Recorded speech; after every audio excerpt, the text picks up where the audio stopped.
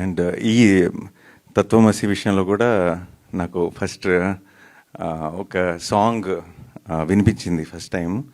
And నేను ఇమీడియట్గా విన్న వెంటనే చాలా చాలా బ్యూటిఫుల్గా అనిపించింది. ఇలాంటి ఇంకా 100 ఉంటాయి అని చెప్పింది. 100 ఉంటాయా? అయితే మరి 100 వీడియో చేస్తే అయితే అన్నాను. సలహా ఏముంది, ఈజీగా ఇచ్చేస్తాం.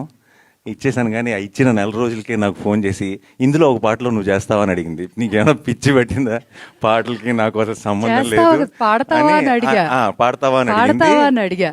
లేదు, నో ఛాన్స్ అన్నాను. అక్కడి నుంచి కట్ చేస్తాం, ఇంకో నెలకి ఇలా లాంచ్ చేస్తున్నావు, నువ్వు ఈవెంట్కి రావాలంది. యాక్చువల్లీ స్మిత గారికి ఐడియా ఆవిడ వరకు రీచ్ అవటం ఆర్ ఐడియా ఆవిడకి రావటమే లేట్. అది జరుగుతుంది, అది ఎలానో నాకు తెలుసు. మేము వినబోతున్నాం అన్నమాట నాని గారు పాడేది ఫర్ షూర్.